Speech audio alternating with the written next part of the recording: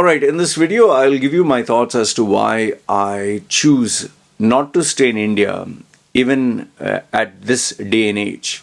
Today is 9th October 2024. We are moving towards the year 2025. So even though India has made leaps and bounds and changed so much, it is no longer the India which was in the 1980s or 1990s. It has transformed itself into, like Modi says, 2 trillion or dollar economy or 5 trillion, I don't know. India has made incredible progress in terms of going to the dark side of the moon, technology and, all that big news that is coming out from India. Okay, so why is it that me, an Indian passport holder, still chooses not to be in India? So I'll give you my 10 reasons why I don't want to stay in India, and you can tell me if my reasons are justified or not. Okay, and I'll give you specific. I'll try to be as specific as possible. So just before you jump the gun, many of our Indian loyal patriot, like you call them, Bhakts or whatever. I'm not going to give you that term. I'm just going to say that you love India. India is like you consider motherland and all that. This is not to just hate on India. I'm giving you specific reasons, my reasons, and you can tell me if I'm right or wrong. Okay. So what are the 10 reasons I would still not go to India even if I had the option? Okay. The biggest reason why I choose not to go to India, even if India was a 10 trillion or 20 trillion dollar economy, Modi always likes to throw big numbers. Okay. It would come down to the mentality. The Indian mentality is very unique. Okay. And I'll give you what do I mean by the Indian mentality. Being very nosy. What is he doing? What is she doing? Where is she going? Where is he going? Why is he like that? Where did they go last night? Very nosy. The second thing, very gossipy. In a building, a community, the ladies and the guys, hey, what he did last night? Or what? They will gossip. They will speculate, even if they do not know the truth. And they would always put on this, they call it masala. Hey, I saw her being with that guy. What are you talking? She was actually with that guy when she came out. Her blouse was loose. This is loose. It is so bloody common. Even today, when I discuss, sometimes when I talk to other relatives and all that, the drama never bloody ends. They will gossip about their relatives. They will gossip about their cousins. They will gossip about other people's children.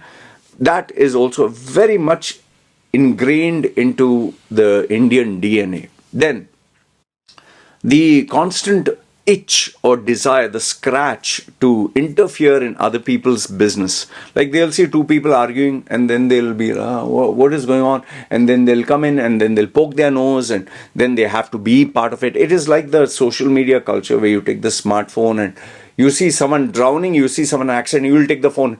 I need to capture this moment, which is a social media trend with everyone, a sickness. But Indians forget the phone, okay, which is being done Afghanistan, Pakistan, USA, Philippines, everywhere. But with Indians, it is like, hey, what is going on there? They want to be part of the action, okay? Hey, tell me, what happened? And then the curiosity that is there, which they want to know what is happening, doesn't come from a good place. The curiosity comes from, I can spread some juicy gossip. I can share first-hand breaking news about what is happening with this family. So where people on social media like to share breaking news of someone dead or fighting, even I share breaking news.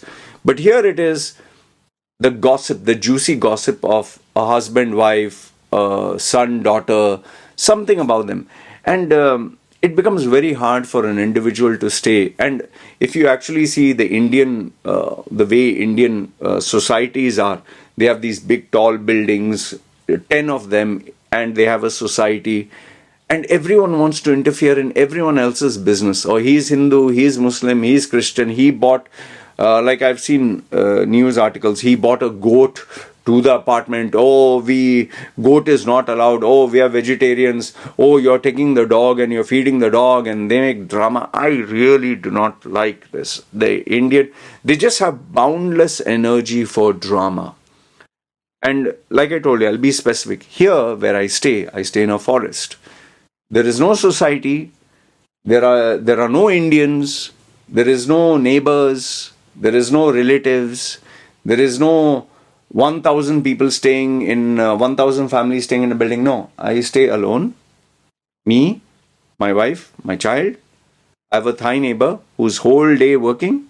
I have another French gentleman. Him and his family whole day are outside. I have some new Thai well-to-do young boys and girls here. They are whole day. They are out. Nighttime. They are nighttime they go and enjoy. Daytime they are sleeping. So nobody is interfering in nobody else's business. Nobody has time. Nobody is bothered. Nobody cares.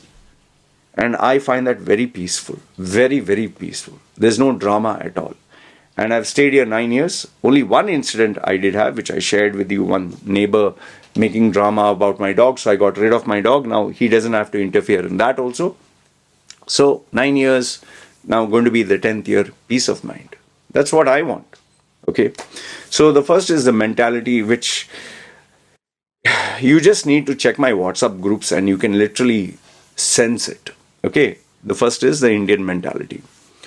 The second one is the attitude. The Indian attitude, because I deal with Indians on a day-to-day basis, I could say that this is maybe the Indian attitude. I do not know if the Brits or the Europeans or the Americans have this, but I'm aware that Americans have a certain style of doing it. Like Americans think they are superior and they are the greatest in the world. British feel because they ruled all these countries owe them for their technology. Then you have different countries that feel they are superior in their way. Like whatever. Saudi feels maybe for Islam, we are the righteous chosen one. Whatever the case can be. Okay, I'm just assuming. But where Indians are concerned, I can assure you this much. This is very common with our Indians. Arrogance, ignorance, know-it-all, aggressiveness, and the worst part is verbal insults, personal insults and abuse. Okay. And you can see this in the WhatsApp culture. You can see it in chat groups. You can see it even on YouTube comments. What do I mean by arrogance, ignorance, all this know-it-all? One is our Indians feel they know everything. Why? Because they have Google search, they have the internet, and now they have ChatGPT where they just type anything and everything comes out. So they have that sense of arrogance that they know everything. Like in my WhatsApp group, I've told you this many times. I have 13-year-olds, 16-year-olds in youth group, which I closed down because it was too much of a headache. But I still have 18-year-olds or, around that age. They are experts in cryptocurrency. They are experts in world economy. They are experts in investing, in personal life, professional life, self-improvement. Every subject, they have an opinion. They're very good. Youngsters are youngsters. But if you ask them about their profile, what do you do? Oh, I'm studying. Okay. They'll give you expert opinions about United States, UK, life in US, how pathetic people are in Europe. And then if you ask them, how many countries have you traveled? None. Or what do you do? I'm a student. So your mom and dad take care of you? Yeah. How much do you earn? No, I don't earn anything. So you're staying in mom and dad's bedroom or basement with your small little piddly laptop and a free internet connection, and you are an expert in all these areas. So see the arrogance there. And sometimes these youngsters will lecture you about marriage, having children, and being a good father or good husband. Can you imagine youngsters? And then you have these guys who will talk to you about millions and billions of dollars, but if you check their background, maybe he is earning $500 a month. $500 a month, mind you. And he's giving advice to people who are earning millions. So, where does that arrogance come from? Where does that ignorance, that you're so ignorant about so many things, but you don't care? It comes from a place of low self-esteem. It comes from a place where they want to shout and scream their self-worth, that I'm special. I know everything. I'm better than you. I'm smarter than you. I'm more good looking than you. But if you actually look at them, they'll not show their real photograph. They'll not show their real profile. And they will hide under the guise of, oh, this is privacy, confidentiality. Don't ask me my name. Don't ask me my age. Don't ask me where I stay. But they want to shout and scream and criticize and mock and ridicule everyone else. So this attitude is the reason why Indians are not successful. Most of the places, they only have Sundar Pichai, Satya Nadella, Ajay Banga, Indra Nui, just a handful of people they will have. And then they will say, we 1 billion people. What? And, another attitude which Indians have is, there's always this business relationship failure, as I can call it. It's not win-win. It's not you make money, I make money. It is win-lose. If you even win so much, they have to make sure that you lose that. For them, bargaining is where they squeeze the last drop out of you and then they feel they have succeeded. If they can make you miserable, if they can squeeze you down to the last drop, they will feel that they've succeeded. And where it backfires is when they try this with tattoo artists, where they try with creative professionals, where they try with the service industry. They don't use their brains that, for example, a tattoo artist, if you squeeze him out and he feels exploited, he's not going to take an interest to do a very good job. He'll just scribble something and you would not even know. You would not know if he would use cheap ink. You would not know if he did his best. You would not know if he is just maybe taking revenge on you by giving you a pathetic,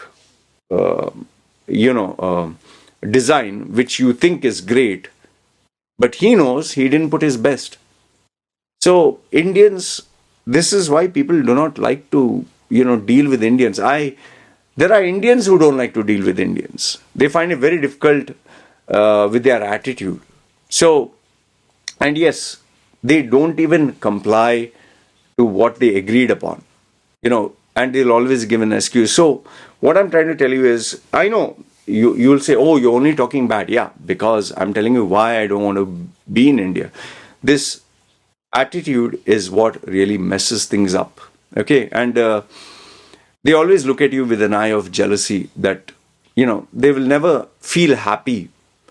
If you want the best, just look at sports. For them, if India wins, they are number one, they are great, Indians are great, means that person feels great. But if India loses, it's not going to be like a sportsman or something.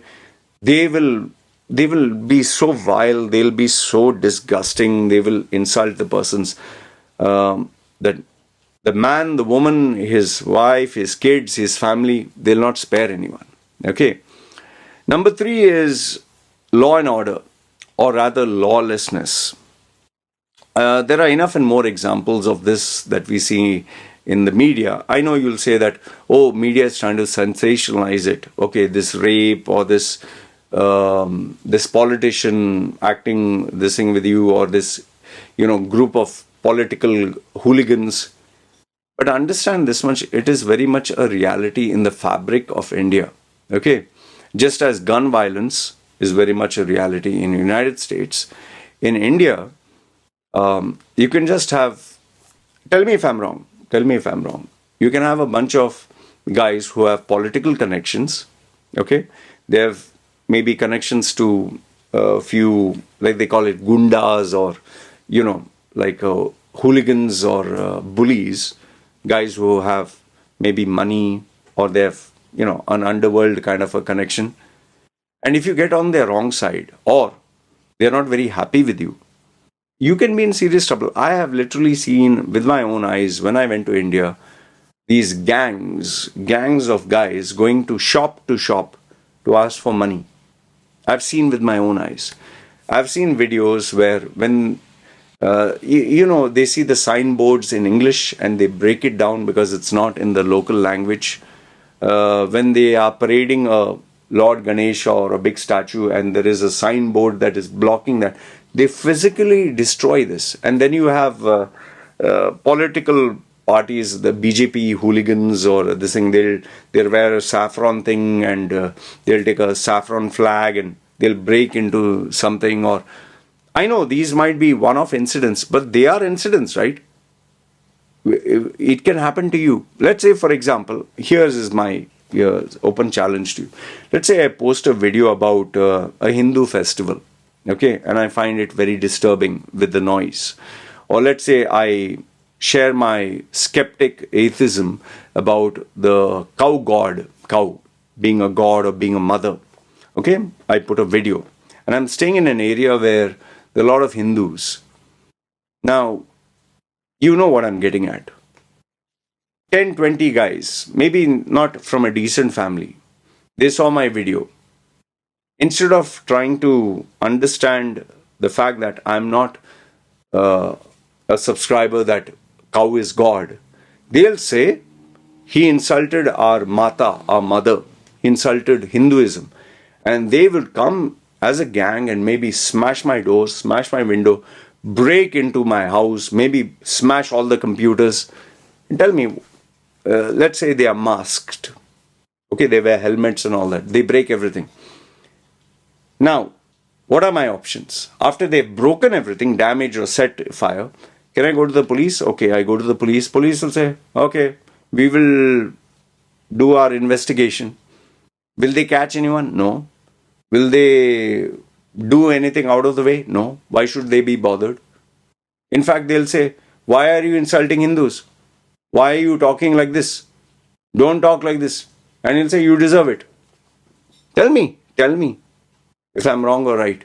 They take the law into their own hands. And it's a numbers game. It's a very scary place to be, man. It's a very scary place to be, especially when you have mobs who can take the law into their own hands. And the police, they don't seem to care unless, of course, there is a call or something that went viral and the minister calls them and says, what the hell is happening? And then because of the job insecurity, they'll do something. Okay, so taking law and order into their own hands, lawlessness. Number 4 is the risks and the safety. I don't feel safe in India. I gave the example where me and a business client went to, I think, Delhi. He had purchased, I think, 15 computers, okay, second-hand 15 computers.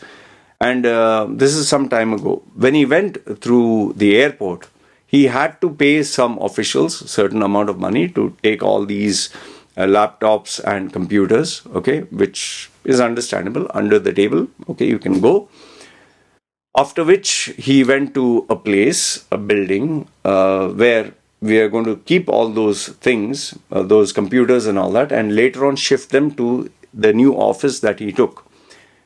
Just imagine, we just landed in Delhi. He had kept a place where he had rented the apartment out. Only the building watchman and one other person saw us, welcomed us, saw what are the boxes. Okay, fine, we kept it there. And then we went out because we just landed, we wanted to freshen up, go have some nice food, relax ourselves. We went. By the time we came back somewhere late in the evening, okay, because there were meetings and all that, we found out that the house was burgled. Someone broke into the house, cleaned up everything, all the computers, everything was taken broad daylight. And later on, when we confronted the building watchman and, my client, he didn't know anything. Oh, magic. So tell me, who do you go to? went to the police. He went to the police. He complained. He said, okay, we'll do our investigation. Do you think we got the computers back? No. In terms of safety, my client had another client. He had come down from USA with his girlfriend, and I don't think I need to elaborate much more. They went to a couple of touristy places, okay, in different parts of India. Because his girlfriend was white, the stares that he got, the guys that were in groups and gangs, he felt very unsafe. He felt very unsafe. And he said, being, a person with Indian roots, I was very, very uncomfortable. I was very scared. And she didn't feel safe at all. And they decided to change their plans. From where they wanted to visit a lot of places, they decided to be safe and only be where VIPs or the five-star hotel was. So tell me, these are real life incidents. How safe would you feel? How safe would you feel? Here's a simple question: to take your, let's say, a female member in your family to a carnival where there is lots of people, a carnival, and let's say the lights go out and you have a female who's attractive. How safe would you feel? You know the answer, I know the answer. Okay. Over here, I stay in Thailand. My wife, my kid. I can assure you this. In a fair or an area, if lights go out, perfectly safe. Nothing to worry. This I cannot say for the same in India. Okay. I'm not saying in every place in India, but majority places where you have single men. It's a very dangerous thing. And in fact, I'll give one final example. When driving, sitting in a rickshaw, we were actually in a rickshaw, me and my client. And there was this female in a scooter in side of us or something. And I think she was driving too close to the rickshaw or something like that. And this guy said, hey, why don't you, in his native language, why don't you drive properly? This female, two females, they started shouting and screaming and they literally wanted to hit the guy, and we are like, oh bloody hell, what the hell is going on? Just imagine. And they were ready to even stop the scooter in front of the rickshaw and bring a crowd just to hit or fight or whatever. We just told the guy, we told sorry, and we told the guy, we'll pay you a little extra, just go, please, request. So this is how India is. Yes, it's a law of the jungle, it's a very tough neighborhood, but I wouldn't feel safe in India. This is me telling you. Okay. Number 5 is the fear or the risk of always offending someone. You can have any opinion. It can be about BJP, it can be about Congress, it can be about Hinduism, about Islam, about LGBTQ, anything. There will always be someone in India who will feel offended, some woke female or some woke crowd or some self-righteous person. You will not believe the kinds of people who have attacked me just for sharing with them my personal life, my personal choices. Even getting married to a Thai, some people found it, Indians found it very offensive. Getting married to someone young, many Indians found it offensive. The fact that my wife listens to what I say, some Indian females found it, you're a male, misogynistic pig and this and that. So just imagine, even though I stay in Thailand, there are females and males in India who are getting offended. So if I was staying in India and I would be open about my opinions, don't you think someone would, not only get offended, but try to harm or hurt me? There's always somebody. You cannot talk of any topic, politics or religion or anything, without being afraid. I can challenge you. That is why so many Indian men and women like to remain in secrecy, hidden with fake accounts. Number 6 is the mob mentality. You can, like I told you can just get 10, 20 people just gathered around for no reason at all and attack you. Like, for example, this has actually happened. We have seen these examples where a group of young college boys, they were driving their four-wheel drive, and there was this rumor spread in the village that these guys that there were some men with their four-wheel drive kidnapping girls, raping them, and sacrificing or killing them. And because it spread through WhatsApp, these villagers were searching who these men were. Unfortunately, they caught these young men thinking that they were them, and they killed them. They actually killed them. This is an actual incident, a news. So the point I'm trying to say is the mob mentality is very real. Just imagine someone says he insulted Hinduism. Like the Muslims who take cows, who take their cows or buffaloes or whatever, the mob, they just gang up and they start hitting. I've literally seen these videos on Shorts and Instagram where a guy, Hindu guy, sitting on top of a Muslim and is with his fist, he's hitting him and smashing him on the face. And there are 2-3 other Hindu, hooligans who are standing there. Just, they show power in groups. I've seen videos where a group of BJP supporters or something, they see these fruit vendors, these poor guys who are selling, and they'll just overturn all their fruits, and the guy's crying and sobbing, and then they'll beat him. All this happens in India. What can you do about it? Let's say you're walking with a girl, you get this moral policing. Hey, who's this girl? Why are you holding her? He's a Hindu. Hey, she's a Muslim, and they'll start beating you up and all that. So they take the law into their own hands, and there is power in the mob. And by the time you go take help or protection, the damage is already done. I don't want to face this. And for me, given my controversial figure or my appearance or my views, I can be a target for this. Number 7 is the population, which you and I know is way too much. All you got to do is Google search trains in Mumbai, trying to jump into a train. In Japan, at least they form a line. India, there is no such concept of line or discipline. And we have even seen how they damage speed trains where they throw rocks and they find it very funny. So, the population is just too much. Whether it's traffic, you can't. Bangalore, it seems, to travel from one place to another, sometimes you get stuck 2 hours or 3 hours.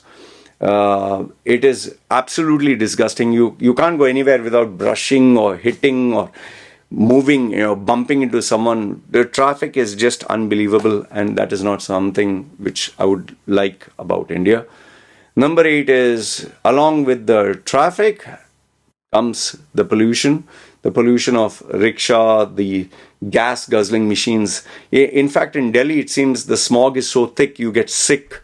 You can go for a run and you can just go for a drive with your scooter, putting a mask, and when you remove your mask, your full face is, it seems, black. Like they'll put the glasses here and this part will be black.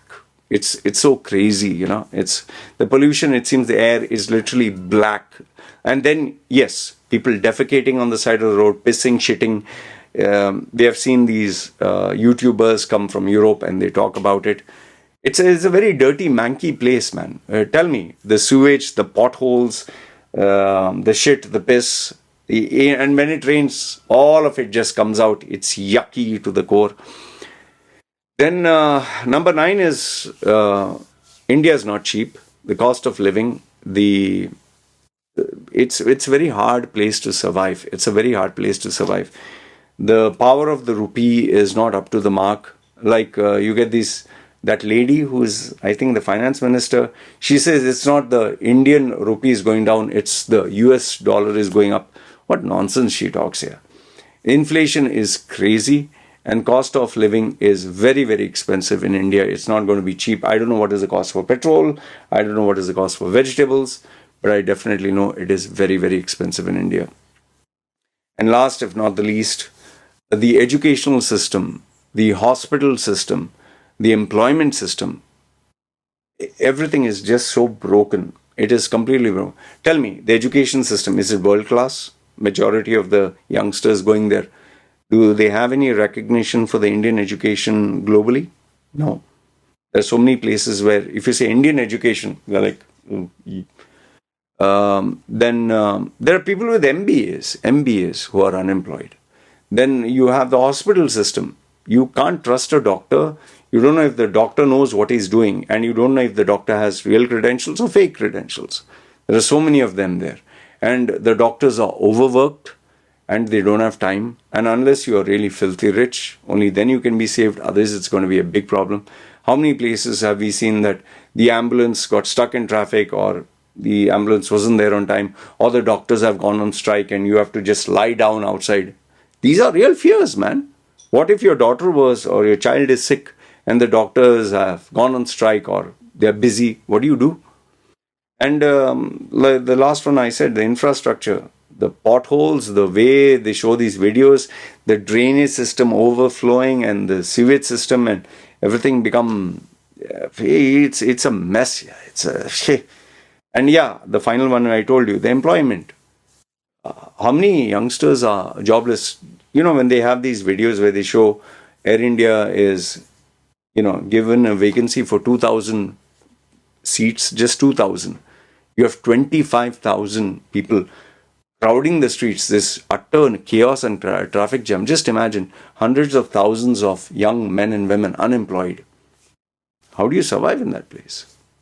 So for me, these are the 10 reasons why I just can't stay in India. It's not just me hating on India, but it's a reality that I'm sorry I can't stay in India. And given my appearance, given the person that I am, my views, how controversial I am, I don't think I can survive. I don't think I can survive at all.